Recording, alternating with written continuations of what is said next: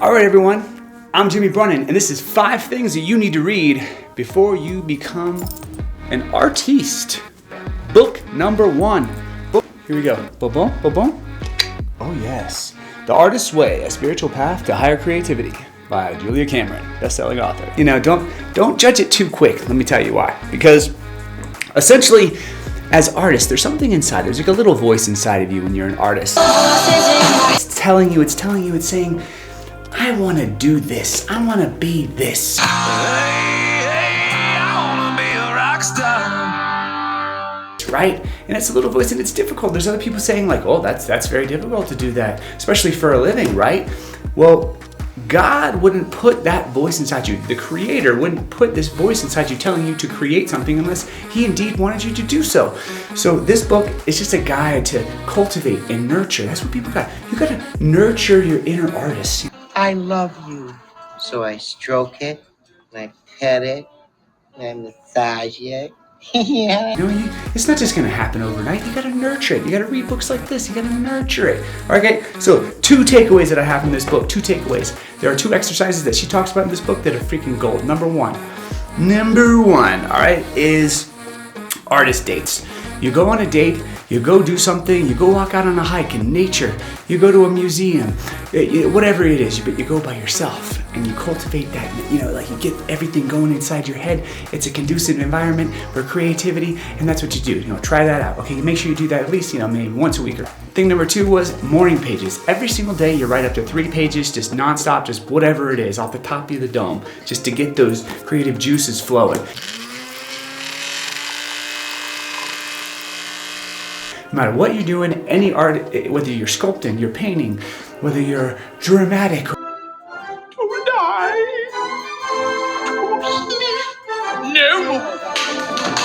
or whether you're a comedian. How's everyone doing tonight?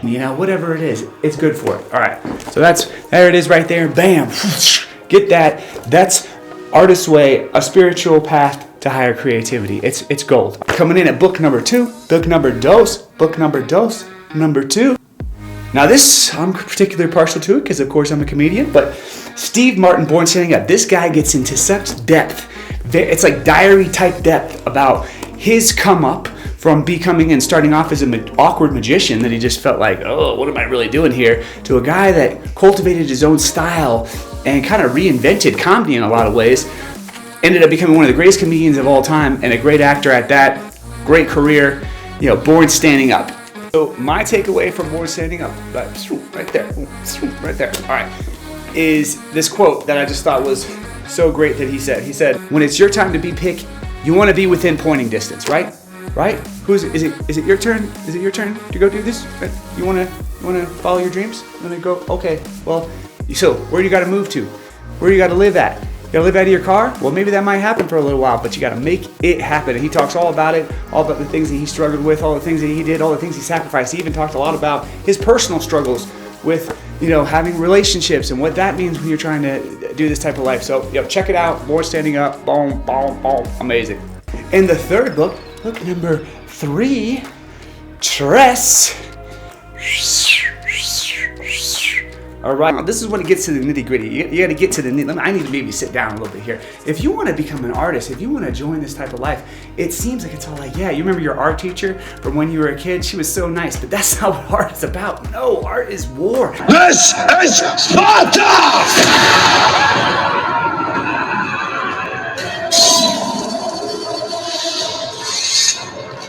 And that's why I'm introducing this book, The War of Art. Not the art of war, but the war of art. This guy, Steven Pressfield. Okay, this guy, his career didn't take off until he was in his 50s. He wrote the novel, The Legend of Bagger Vance, all right? But he struggled, and he talks about, in this book, but the main theme of the book is something that he calls resistance. And resistance could be anything. Resistance could be your grandma telling you that you need to come cook meatballs with her at home on Sunday. Resistance could be your girlfriend telling you that, sorry, honey, we have to watch rom-coms all day. Or whatever. It's people or anything that's keeping you from where you want to go and how you want to do it. So This will equip you, break through the blocks, and win your inner creative battles. Oh yes, that's fantastic. All right, there's something, I actually want to take it a step further. I'm not going to talk about the things I liked about the book so much as I'm going to actually read an excerpt here from you, because it's fantastic. I mean, I just have to give it to you guys, because you guys are going to love it. You guys are going to think it's fantastic. So check this out, all right, so talks about fear. All right, fear as it relates to resistance. What I talk about, things that keep us from what we want and where we're going, where we're trying to go. It says, resistance feeds on fear. We experience resistance as fear. But fear of what?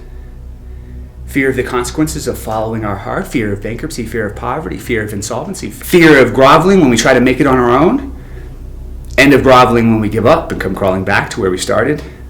Fear of being selfish, of being rotten wives and disloyal husbands.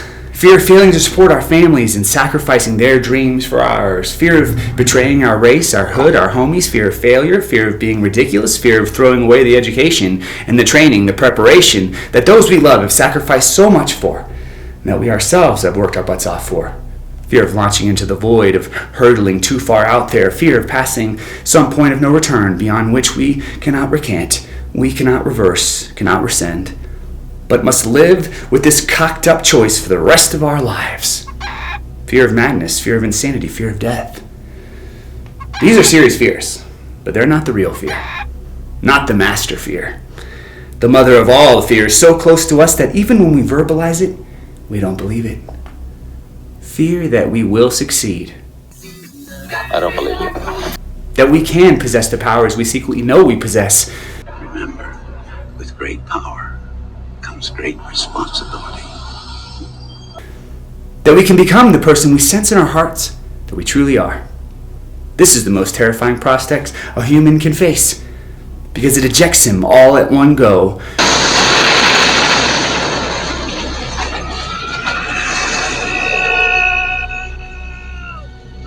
From all the tribal inclusions his psyche is wired for. Alrighty then. And has been for 50 million years. We fear discovering that we are more than we think we are, more than our parents think we are. Hey son, you're a disappointment to your parents. More than our children, more than our teachers think we are.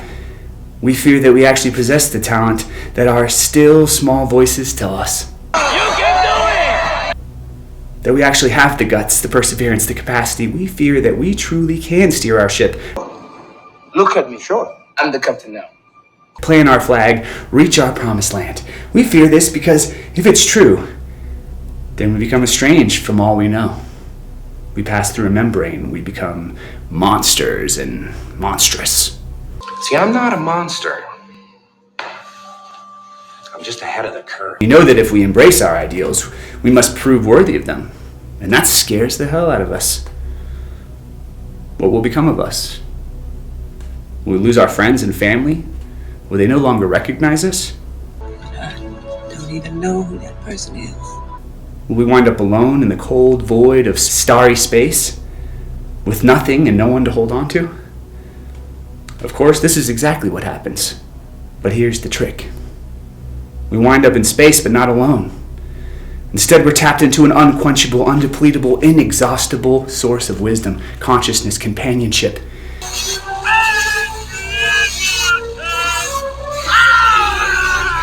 Yeah, we lose friends, but we find friends too. What? Did we just become best friends? Yup. In places we never thought to look. And they're better friends, truer friends. And we're better and truer to them. Do you believe me? All right, we are almost there. We are so almost there. And by the way, if you don't mind, you could just, subscribe, like the video if you like it, if you thought it was helpful. If not, you could dislike the video too. That's also cool. I mean, if that's how you feel, maybe we could talk later. I mean, give me another chance. I mean, is it over already? Is it gonna? Anyway, I digress. Here we go. So, boom, number four, drum roll. Number four. Okay, I actually don't have the book. I have it digitally, but I'm gonna right here, so check it out. Daring Greatly by Brene Brown.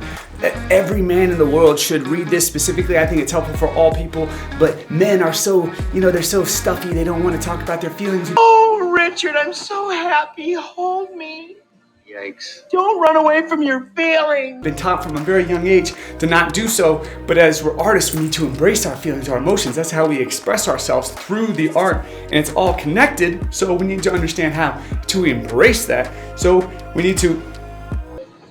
Pardon me. Yeah. Oh.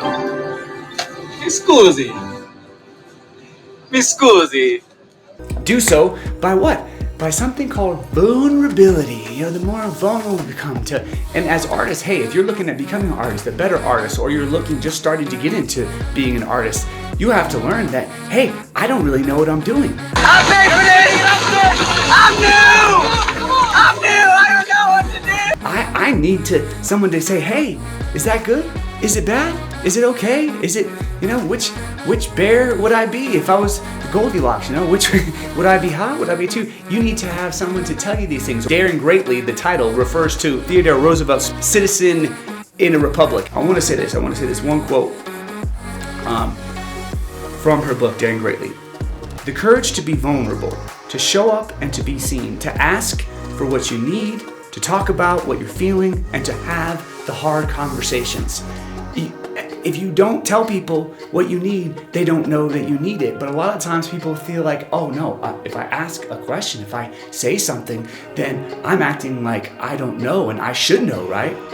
Or if I ask, then I'm stupid. Are you stupid or something? Almost as stupid as a stupid does. Because I don't know. No, if you ask, then you get the knowledge, but you need to be vulnerable enough to ask the questions, to get the knowledge, to have it. That's Daring Greatly. Yo, check that out, Brene Brown. So number five on the list, and this might be the most important of all because it can apply to anybody who's doing anything, anytime in their life. Because life is all about what it happens up here. Life is 10% what happens to you and 90% how you react to it. So what does that mean? That means that psychologically you gotta be right, to not respond the wrong ways, to pursue, to not quit, to not give up, to know when it's right time to pivot and change, and to know when the right time is to freaking put your head down and go right through it. But Can't Hurt Me by David Goggins. Can't Hurt Me by David Goggins. I'm telling you, you gotta check this book out. It's fantastic. This man, David Goggins, he's the only man in the history of the world to successfully have completed not only Budge Navy SEAL training, Army Ranger training, but the Air Force equivalent of Special Forces training. I can't think of the actual terminology. I'll freaking put it up there and you'll see it. Okay, that's what it is. If I was much smarter, then I would have known that.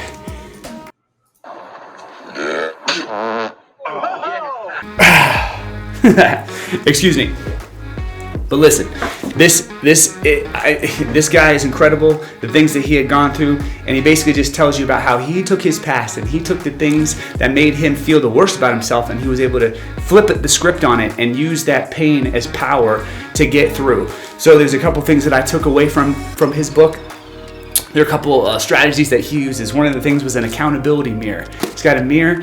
Every time you have a goal that you want to do or something that you're trying to work on, you just write it down on a little sticky note and you just put it on this mirror that you look at all the time, so that every single day you're being reminded of what you need to do and how you need to get it done. All right, another thing was he talked about the 40% rule. His 40% rule basically said that each person is only working at about, whenever you're like working out or something, or you're going through something and you're running and you hit when your body starts to tell you like, oh, I've had enough, oh, I'm starting to struggle, when it starts to get weak, that's at 40%. You're only at the 40% mark, and then so you gotta freaking get right through that. Just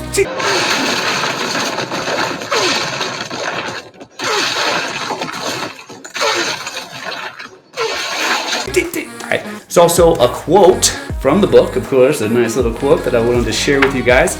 It wouldn't be right if I didn't. So this is page 69 here. Let's go and read this, all right? Goggins says this. He says, there is no time to waste. Hours and days evaporate like creeks in the desert. That's why it's okay to be cruel to yourself as long as you realize you're doing it to become better. We all need thicker skin to improve in life. Being soft when you look in the mirror isn't going to inspire the wholesale changes we need to shift our present and open up our future. right? That just sounds like the best stuff ever. It's fantastic. I'm telling you, really. Get the book. I have the link in my description to all the books. Hey, subscribe to my channel. I'll have more of these top 5s coming through.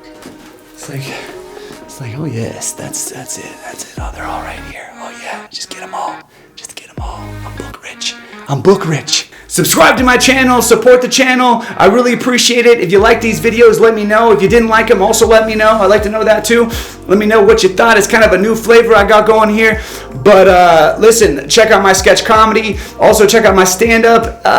And I'll be coming up with new things all the time. So keep on coming back because I'm going to be here for you. I won't leave you. No, I'm not going to leave you. Never gonna leave.